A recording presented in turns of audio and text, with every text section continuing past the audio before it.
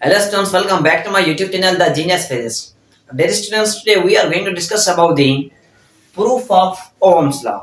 आज के इस वीडियो लेक्चर में डिस्कस करते हैं कि Ohm's law का प्रूफ किस तरह हो सकता है। This is Ohm's law. हमने प्रीवियस लेक्चर में डिस्कस किया था Ohm's law कि Ohm's law ये हमारे पास अवेलेबल है in terms of current density and electric field. Electric field और करंट डेंसिटी के टर्म्स में ये Ohm's law हमारे पास अवेलेबल है। हमने ये प्रीवियस लेक्चर में डिस्कस किया है। अब हम इसको प्रूफ करेंगे that how can we get this form of Ohm's law। हम इस Ohm's law के इस फॉर्म को किस तरह अचीव कर सकते हैं, किस तरह ऑब्टेन कर सकते हैं। तो यहाँ पर एक्चुअली डिस्कशन कुछ इस तरह है। हमारे पास एक कंडक्टिव बॉक्स है, हमारे पास एक बॉक्स है जो एज बिहेव कर रहा है कंडक्टर। जाहिर सी बात है कोई इंसुलेटर तो नहीं लेंगे, कंडक्टर ही लेंगे। तो कंडक्टर की जो डिजाइनिंग इस तरह है कि उसमें इंटरसेक्शन पार्ट है, उसमें इंटरसेक्टिंग पार्ट है जिसमें इंटरसेक्शन से इस तरह का भी कंडक्टर है हमारे पास।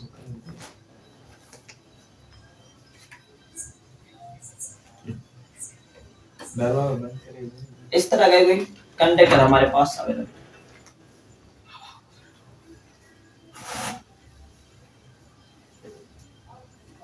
ये कंडक्टर हमारे पास इस तरह कुछ अवेलेबल है।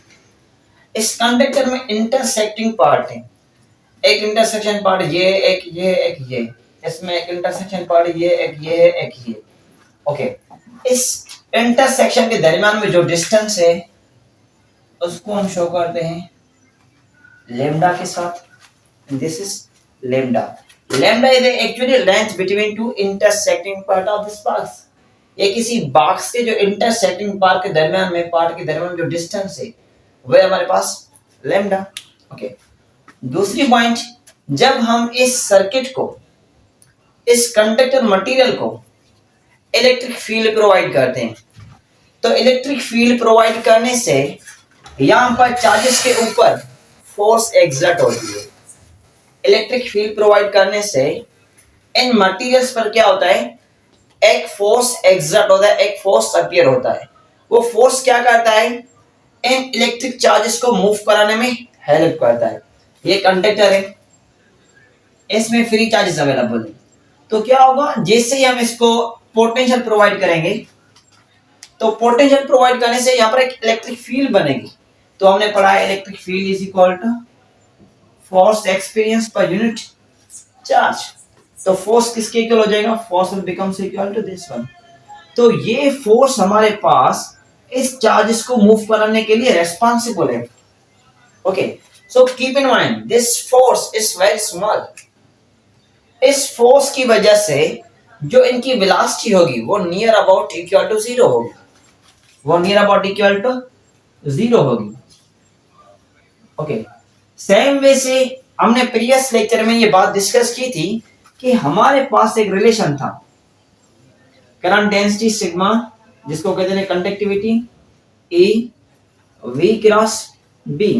हमने इस केस को सॉल्व किया था। यहाँ पर हमने इस सेक्शन में जो वेलोसिटी थी, इस पार्ट की जो वेलोसिटी थी, वेलोसिटी को हमने 0 मीटर पर सेकंड कंसीडर किया था। तो ये सारा टर्म जीरो हो जाएगा। तो हमारे पास जो आ रहा था वो ये चीज आई थी, सिग्मा इनटू E, मतलब कंडक्टिविटी मल्टीप्लाई इलेक्ट्रिक फील्ड। तो यहाँ पर भी सेम केस है। ये फोर्स जो है वेरी स्मॉल, इस फोर्स की वजह से जो वेलोसिटी पैदा होगी वो नियर अबाउट जीरो होगी। ओके, तो ये बात भी आपको एक माइंड में होनी चाहिए। उसकी वेलोसिटी क्या होगी, 0 मीटर पर सेकंड होगी। अब हमें चाहिए इसका टाइम, कि कितने टाइम ड्यूरेशन में कोलाइड करते हैं या किसी इंटरसेक्टिंग पार्ट को क्रॉस करते हैं ये चार्जेस, या कोलिंग होती है इनके दरमियान में। हमें वो टाइम चाहिए, हमें एक टाइम चाहिए। दूसरी पॉइंट, मोस्ट इंपॉर्टेंट पॉइंट, इस सारे कंडक्टर मटेरियल की, इस सारे सर्किट की जो एवरेज थर्मल वेलोसिटी है, जो इस सारे सर्किट की जो एवरेज थर्मल वेलोसिटी है वो जीरो के इक्वल होगी। क्योंकि थर्मल वेलोसिटी में क्या होता है, डिफरेंट डायरेक्शन में चार्जेस मूव करती हैं। तो डिफरेंट डायरेक्शन में मूव करने की वजह से इसकी जो एवरेज वेलोसिटी होगी वो क्या होगी, वो होगी जीरो। ओके, इसकी एवरेज वेलोसिटी क्या होगी, जीरो होगी। एक पॉइंट ये। और दूसरी पॉइंट, हर एक पार्ट में इसकी जो एक्सीलरेशन होगी वो क्या होगी, सेम होगी, कांस्टेंट होगी, यूनिफॉर्म होगी। हर एक सर्किट में इसकी जो एक्सीलरेशन होगी वो क्या होगी, कांस्टेंट होगी। सपोज करें इसमें अगर 2 मीटर पर सेकंड है, सेकंड स्क्वायर है, तो इसमें भी एक्सीलरेशन क्या होगी, 2 मीटर पर सेकंड स्क्वायर। इस इंटरसेक्टिंग पार्ट में क्या होगी, एक्सीलरेशन 2 मीटर पर सेकंड स्क्वायर होगी। ओके, तो इसकी जो एक्सीलरेशन होगी वो क्या होगी, इनमें हर एक सर्किट में हर एक इंटरसेक्टिंग पार्ट में इसकी जो एक्सीलरेशन है वो कांस्टेंट है। सो कीप इन माइंड, यहां पर एक क्वेश्चन दिया गया है आपके बुक में। क्वेश्चन ये है, क्वेश्चन आपके पास गिवन है कि if charges are accelerating why does not current increase with time. यहां पर ये चार्जेस हैं, ये चार्जेस एक्सीलरेटिंग, ये चार्जेस मूव करे विद एक्सीलरेशन, कांस्टेंट एक्सीलरेशन के साथ ये चार्जेस मूव करती हैं। उसके बावजूद भी यहां पर करंट की क्वांटिटी इंक्रीज नहीं होगी। कीप इन माइंड, यहां पर जो चार्जेस हैं वो एक्सीलरेशन के साथ मूव करती हैं, तो एक्सीलरेशन के साथ मूव करने के बावजूद भी इसकी जो करंट है वो करंट क्या रहेगी, सेम रहेगी, करंट चेंज नहीं होगी। ओके, तो अब हम इसकी फर्स्टली फाइंड आउट करने की कोशिश करते हैं इसका टाइम क्या है। इसका हम टाइम पीरियड मालूम करेंगे कि टाइम क्या है। तो हमारे पास इक्वेशन होती है मोशन की सेकंड इक्वेशन यूज करेंगे, सेकंड इक्वेशन ऑफ मोशन। तो हमारे पास फर्स्ट इक्वेशन होती है Vf is equal to V I plus में AT। सेकंड इक्वेशन होती है हमारे पास S is equal to V I T plus 1/2 A T square. और हमारे पास जो थर्ड इक्वेशन होती है ये बराबर होती है 2AS is equal to v f square minus में वी आई स्क्वायर। ये हमारे पास third equation of motion available है। तो हमें इसकी चाहिए टाइम पीरियड। तो अब देखिए हमारे पास थर्ड इक्वेशन टाइम से इंडिपेंडेंट है, तो हम ये यूज नहीं करेंगे, हमें टाइम चाहिए। तो जो थर्ड इक्वेशन ऑफ मोशन है this is independent of time, ये टाइम से टोटली इंडिपेंडेंट है। तो रिमेनिंग हमारे पास दो इक्वेशन है, एक फर्स्ट और सेकंड। अच्छा, हम फर्स्ट को यूज नहीं करेंगे क्योंकि हमने यहाँ पर डिस्टेंस की बात की है। दो इंटरसेक्टिंग पार्ट में जो डिस्टेंस लैम्डा है, यहाँ पर डिस्टेंस डिपेंडेंट बात हो रही है। तो जो फर्स्ट इक्वेशन है डिस्टेंस से इंडिपेंडेंट है, तो हम इसको भी यूज नहीं करेंगे। हम यूज किसको करेंगे, सेकंड इक्वेशन ऑफ मोशन को, या अहमियत देंगे, इसको फर्स्ट प्रायोरिटी देंगे। ओके, तो लेकर आए हमारे पास ये बराबर है S is equal to V I T plus 1/2 A T square. तो मैंने बताया जैसे ही हम इसको इलेक्ट्रिक फील्ड प्रोवाइड करते हैं, तो इलेक्ट्रिक फील्ड प्रोवाइड करने से क्या होगा, इलेक्ट्रिक फोर्स क्रिएट होगा। इस फोर्स की वजह से जो वेलोसिटी होगी वो नियर अबाउट 0 मीटर पर सेकंड होगी, वेरी लो वेलोसिटी होगी। तो यहाँ पर जो इसकी इनिशियल वेलोसिटी होगी वो क्या होगी, 0। और जो डिस्टेंस है s, ये डिस्टेंस बराबर है एक्चुअली लैम्डा के, ये डिस्टेंस बराबर है लैम्डा के। तो आप इधर है इसको लिखें लैम्डा, इनिशियल वेलोसिटी क्या है 0 into t, तो ये सारा टर्म क्या हो जाएगा 0। तो हमारे पास क्या बचेगा 1/2 A t square. This is lambda is equal 1/2 A t square. We are interested in the value of time, हमें टाइम की वैल्यू चाहिए। तो we will get t square is equal to 2 lambda upon में a, 2 lambda upon में a is equal to t square. तो यहां से square खत्म करके यहां पर रेडिकल प्रोवाइड कर लेंगे। ओके, तो ये हमारे पास इसकी टाइम आ चुकी है, दिस इज टाइम। ये हमारे पास इसकी टाइम आई है। अब हम फोकस करेंगे इसकी एवरेज वेलोसिटी पर, क्योंकि यहाँ पर इस सारे सर्किट में कोई एक चार्ज अवेलेबल नहीं है। जैसे हम पढ़ते हैं कि current is equal to charge per unit time, यहाँ पर एक करंट की बात, एक चार्ज की बात नहीं है, यहाँ पर एक करंट डेंसिटी की बात। जो करंट डेंसिटी वो बराबर है conductivity multiply electric field. Here we are dealing with a large amount of current, a group of charges, here we are dealing with large amount of current, group of charges available है। okay, so that's why here we are taking its average, हम इसकी average लेंगे। तो average हम लेंगे velocity इसकी हम लेंगे एवरेज वेलोसिटी। ये जो सिंबल है ये शो करती है इसकी एवरेज को। तो एवरेज किस तरह लेते हैं, वी आई प्लस में वी एफ अपान में 2, हम इसकी इस तरह एवरेज लेते हैं, वी आई प्लस में वी एफ अपान 2, हम इसकी यहाँ पर एवरेज लेंगे। तो सिंपल है, आप इसकी एवरेज लें, ठीक है। तो हमने इसकी एवरेज ली। तो आपको मैंने बताया कि इसकी जो वेलोसिटी होगी वो क्या होगी निशान 0 मीटर पर सेकंड। तो यहाँ प्लेस करें 0 प्लस में वी एफ अपान में 2 अपान में 2। तो वी एफ की वैल्यू हमें मालूम होनी चाहिए।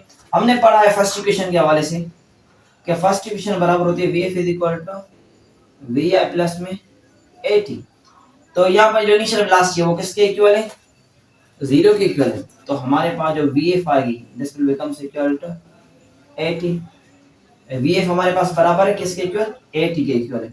तो आप क्या करेंगे, इस वैल्यू को इधर प्लेस करेंगे, इस वैल्यू को हम इधर प्लेस करने की कोशिश करेंगे, ठीक है। तो वैल्यू प्लेस करें, हमारे पास जो एवरेज वेलोसिटी होगी वो किसके इक्वल होगी, वी एफ किसके इक्वल है, ये बराबर है 80 के। तो ये हो जाएगा 1/2 80, this is its average velocity 1/2 80, 1/2 80, this is its average velocity. तो इसको आगे लेकर आए। तो we average is equal to 1/2 80, 1/2 80। तो हमारे पास t की वैल्यू गिवन है 2 लैम्डा अपान में है, ये वैल्यू प्लेस करें यहाँ पर। V average is equal to 1/2 A, t की वैल्यू क्या है हमारे पास, t की वैल्यू बराबर है radical 2 lambda by A, radical 2 lambda by A. Okay, now squaring both side, दोनों साइड क्या करें, स्क्वायर करें, स्क्वायरिंग बोथ साइड। तो स्क्वायरिंग बोथ साइड करने से क्या होगा, V average square is equal to 1/2 A lambda 2 lambda upon A whole square.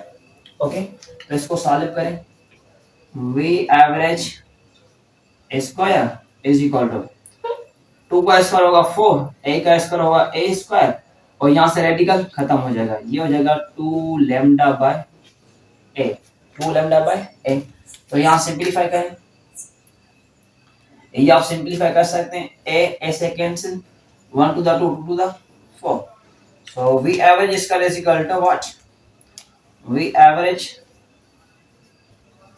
square is equal to 1/2 a lambda, we average is equal to 1/2 a lambda। तो यहां से क्या करेंगे, यहां से इसका खत्म करके वी एवरेज को हम रूट देंगे, तो ये हो जाएगा a lambda by 2, this will become equal to a lambda by 2। तो जो एवरेज वेलोसिटी है, this average velocity is directly proportional radical of acceleration, radical of acceleration के साथ, स्क्वायर रूट ऑफ एक्सीलरेशन के साथ ये एवरेज वेलोसिटी क्या है, इससे directly related. V average directly proportional to the square root of acceleration and square root of distance between intersecting points. Okay, तो ये हमारे पास वैल्यू आई है किसकी, एवरेज वेलोसिटी की आई। ओके, तो ये नोट करना जल्दी करें, आगे वाला सेक्शन हम रिमूव कर लेते हैं। नोट कर लिया, ओके। तो अब हम इसकी टाइम के बारे में डिस्कस करेंगे कि इसकी जो टाइम है, सपोज करें ये एक इलेक्ट्रॉन है यहां से निकला, जाहिर सी बात है कंडक्टर इसमें ऑलरेडी फ्री इलेक्ट्रॉन है जो रैंडमली मूव करे थर्मल वेलोसिटी के साथ। तो वो टाइम जिसमें ये दो इलेक्ट्रॉन एक दूसरे को कोलाइड करेंगे, वो टाइम पीरियड जिस टाइम ड्यूरेशन में ये दो इलेक्ट्रॉन एक दूसरे को कोलाइड करेंगे, अब हमें उस टाइम की वैल्यू चाहिए। वो टाइम, वो successive time between two collisions जिसके दरमियान में दो पार्टिकल एक दूसरे के साथ कोलाइड करेंगे, हमें अब ये टाइम चाहिए। Now we are going to focus on that time when the electrons are going to collide with each other. हमें अभी इस टाइम पर फोकस करना है कि इस टाइम किसके इक्वल है। ओके, तो आपने पढ़ा S is equal to V into T, तो S is equal to lambda, हमें क्या चाहिए, टाइम चाहिए, अपान में V थर्मल, अपान में V thermal is equal to what, this is equal to time, ये टाइम के इक्वल है। ओके, अब हम फोकस करेंगे इसकी एवरेज वेलोसिटी के बारे से। ओके, सो इसको रिमूव कर लेते हैं या नोट कर लें।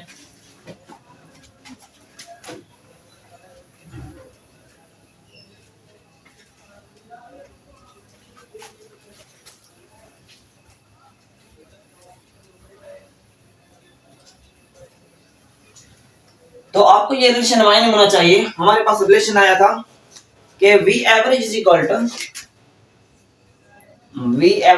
टू A लैम्डा बाय 2, हमें ये रिलेशन मिला।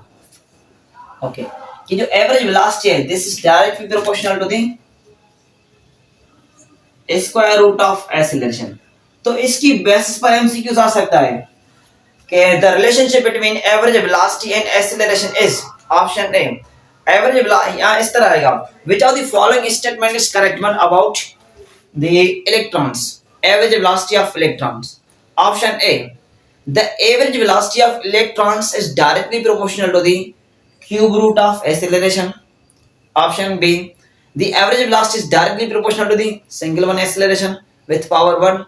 Option B, C, तो C ऑप्शन में आएगा कि average velocity is directly proportional to the square root of acceleration। ये option D none of this, तो श्योर है हमारे पास C ऑप्शन करेक्ट है। जो एवरेज वेलोसिटी है ये डायरेक्टली प्रोपोर्शनल है किसके साथ, स्क्वायर रूट ऑफ एक्सीलरेशन के साथ, नॉट ओनली एक्सीलरेशन, ना खाली एक्सीलरेशन लेंगे ना क्यूब लेंगे, just we are going to focus on the square root, square root पर फोकस करेंगे। ओके, तो हमने दूसरी पॉइंट पढ़ी है कि हमारे पास जो करंट डेंसिटी होती है, करंट डेंसिटी हमारे पास बराबर होती है J is equal to NFQ V average.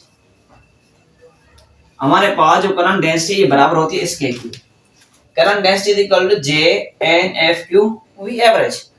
तो अब यहाँ क्या करेंगे, जो V एवरेज है, V average is equal to, keep in mind हमने ये रिलेशन लिया है, V average is equal to actually AT upon में 2। हमने V एवरेज का ये रिलेशन लिया था कि V एवरेज बराबर होता है AT बाय 2 के इक्वल होता है। तो हमारे पास जो टाइम है, टाइम हमने पढ़ा S is equal to V multiply T, तो this S is actually lambda, this is actually lambda, so V into T। हमें किसकी वैल्यू चाहिए, यहाँ पर टाइम भी चाहिए ताकि हमें V एवरेज मिल जाए, और V एवरेज को हम इधर प्लेस करेंगे। तो हमारे पास जो रिलेशन गिवन है टाइम का, अगर टाइम की वैल्यू हम मालूम करें इधर प्लेस करें तो किस तरह कर सकते हैं, तो T will becomes equal to lambda by V, lambda by V, this is actually thermal velocity. ये हमारे पास क्या है, थर्मल वेलोसिटी है इलेक्ट्रॉन्स की। तो आप क्या करेंगे, इस वैल्यू को इधर प्लेस करेंगे, इस T की जगह पर इस वैल्यू को आप प्लेस करेंगे।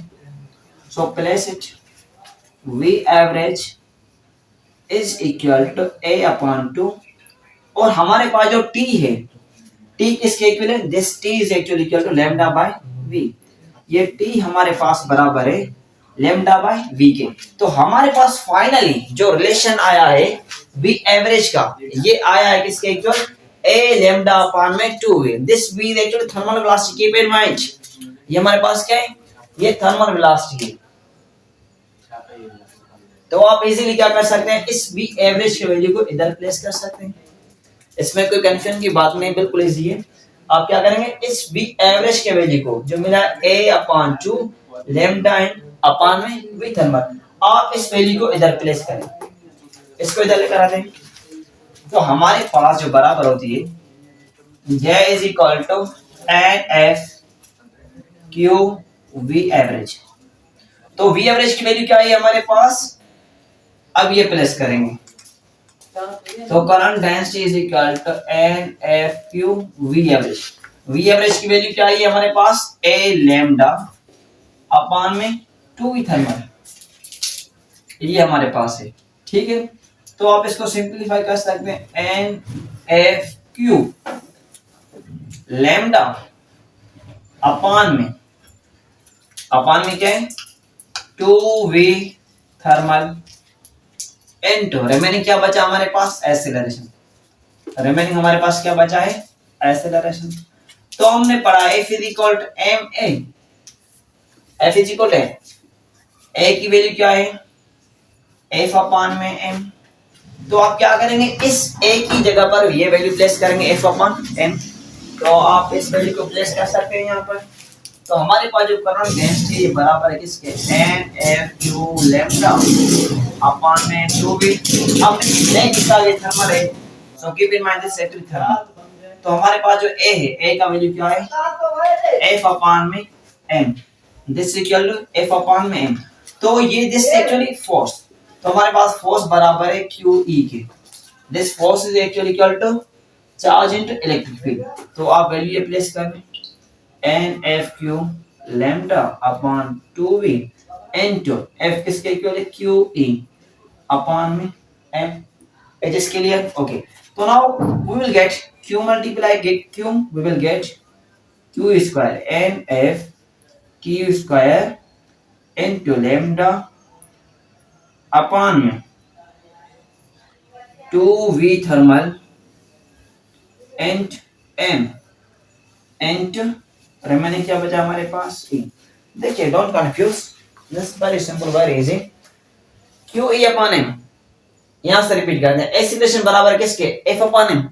f अपॉन m मैंने प्लेस किया, f इसके इक्वल है, this is equal to QE। तो मैंने QE प्लेस किया, so q multiply q, you will get q square n same f same lambda same.